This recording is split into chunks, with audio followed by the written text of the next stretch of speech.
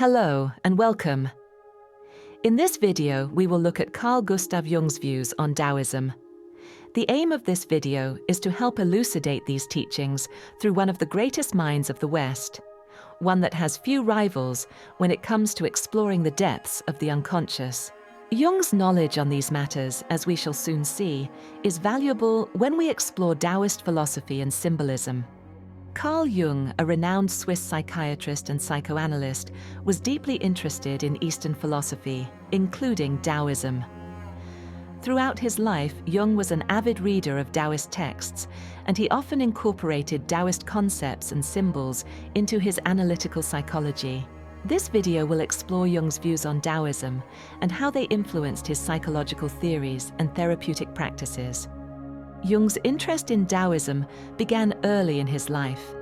He became familiar with Richard Wilhelm's translations of the I Ching and the Dao De Jing, two foundational texts of Taoist philosophy.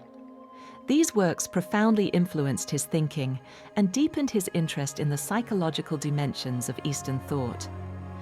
Jung later developed a close intellectual relationship with Wilhelm and collaborated on a psychological commentary for The Secret of the Golden Flower, a Taoist meditation text focused on inner transformation and spiritual alchemy. Jung saw Taoism as a profound expression of the psyche's natural movement toward balance, transformation, and harmony. He interpreted the Tao, the mysterious, unnameable force that flows through all things, as a symbol of the unconscious. According to Jung, the Tao reflects the instinctive intelligence of the psyche, which seeks wholeness through the reconciliation of opposing forces within the self. In Taoist philosophy, the concept of yin and yang signifies the interplay of complementary opposites. Jung recognized this duality as a central metaphor for the process of individuation, the integration of the conscious and unconscious elements of the psyche. He saw the ego and the unconscious not as enemies, but as polarities that, when brought into relationship, bring forth a more complete sense of self. This echoed the yin-yang dynamic, where each side contains the seed of the other, and together they form a harmonious whole. Jung also appreciated the Taoist concept of Wu-Wei, or non-action, as essential for psychological development. Wu-Wei refers to an attitude of non-forcing, allowing events to unfold in alignment with their own inner logic. Jung believed this principle mirrored the operations of the unconscious, which often guides us more wisely than the will-driven ego. He described the ego's tendency to interfere as counterproductive and saw surrender to deeper psychic processes as vital for healing and transformation. This is deeply significant, as it points to a changed relationship with ourselves and our interaction with reality, where we live from the inside out as opposed to the outside in. What is meant by this? It means that we prioritize our inner life and let it spill out into our dealings with the world, instead of living in reaction to our outer circumstances.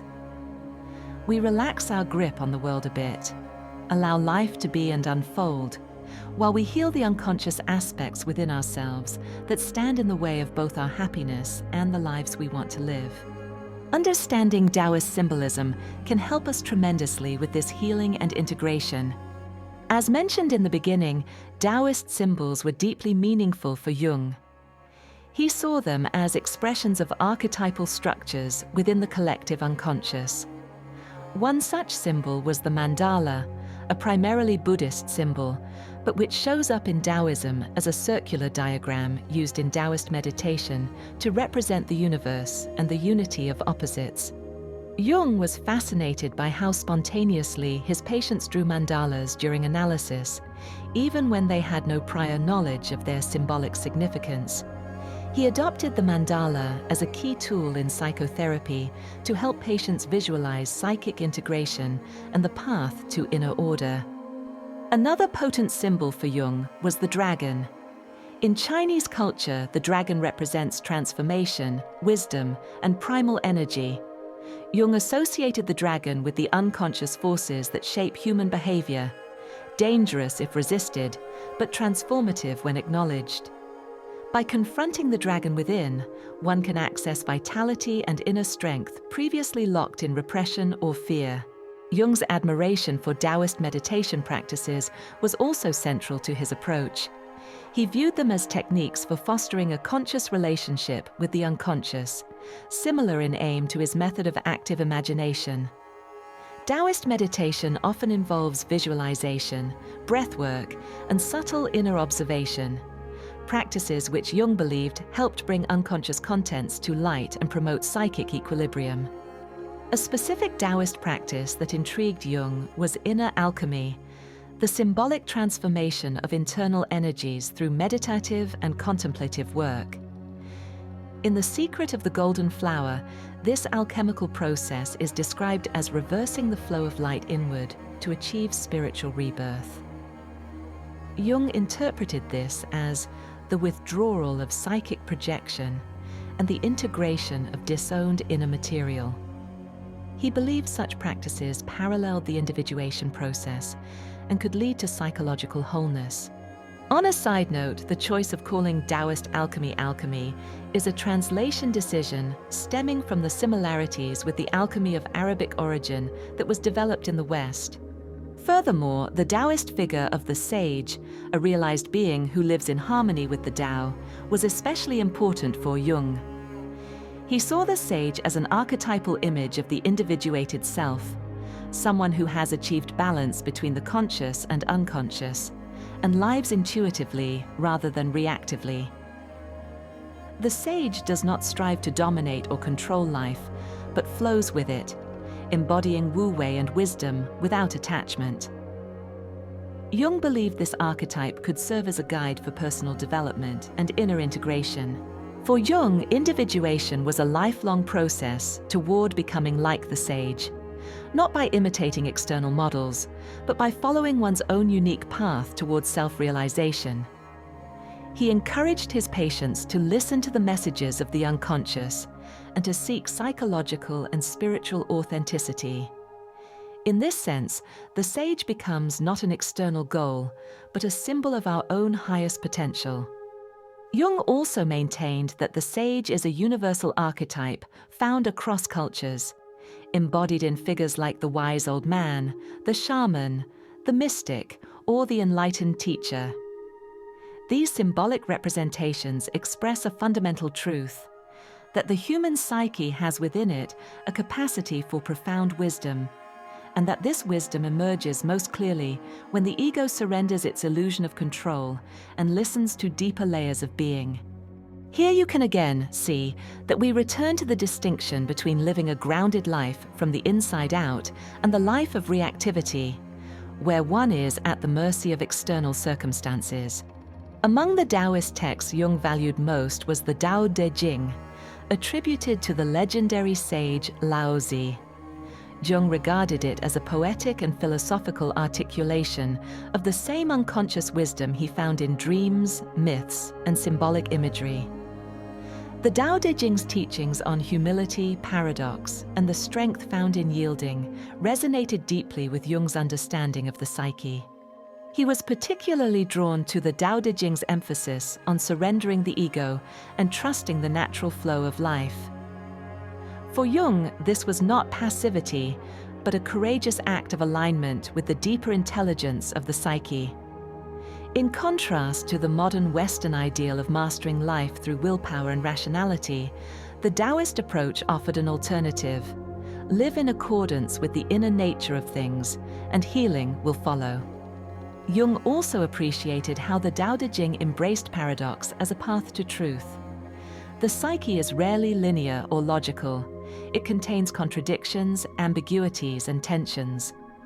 Taoism's tolerance for paradox reflected this complexity and encouraged an attitude of openness rather than premature resolution. Jung believed that psychological growth required holding opposites without forcing synthesis, a core principle in both Taoism and analytical psychology.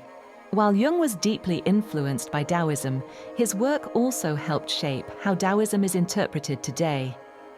His psychological lens offered Western readers a bridge into Taoist thought, translating symbolic and meditative traditions into a language of self-understanding and therapeutic practice. Through Jung's influence, Taoist ideas entered the field of depth psychology and became more widely accessible beyond traditional cultural boundaries. His emphasis on psychological balance and integration has influenced modern approaches to meditation and spiritual cultivation within Taoist-inspired contexts. Many contemporary practitioners now emphasize inner harmony, not just as a spiritual goal, but as a psychological necessity, an idea that owes much to Jung's synthesis of Eastern and Western thought. In summary, Carl Jung's engagement with Taoism was a reflection of his lifelong quest to understand the depths of the human psyche. He found in Taoist philosophy a symbolic language for describing the unconscious, a map for personal transformation, and a spiritual perspective that valued inner balance over outward control. By integrating Taoist symbols and ideas into his analytical psychology, Jung created a rich dialogue between East and West, one that continues to inspire seekers, scholars, and clinicians to this day. His vision of the psyche as a dynamic, self-regulating system striving for wholeness aligns closely with Taoist insights about harmony, flow, and non-resistance. In recognizing the value of Taoism for modern psychology, Jung not only honored an ancient tradition, but also revealed the timeless nature of the human journey toward balance, meaning, and wisdom. A core theme of this video has been the shift from living in a reactive state, where one is preoccupied with the external world and whatever in it is calling for our attention, into a state of awareness and presence lived from the inside. This shift means everything. This is where your power lies. The external reality is no more real than your inner reality. And when you fully grasp this, everything begins to change. This is not a belief. It is a core truth about you, what you are, and your relationship with your experiences. When you shed light on something on the inside that has previously been hidden from you, your life begins to change. Because by shedding light on it, you begin to form a conscious relationship with it, which allows you to start changing and letting go of what is no longer functional, and your reality will begin to shift as a consequence. This does not need to be hard. We are just so used to struggling with everything, but the process is really quite simple. Just bring your awareness back to the present moment and allow life to unfold through you. If life doesn't flow, you are not in a present and allowing state. In other words, you are not in alignment with the Tao. Your mind will try to convince you otherwise, and here you need to learn to recognize when you have been duped into the old way of doing things. Just allow awareness to shift back to the present moment and this state of allowing. All this really requires is trust.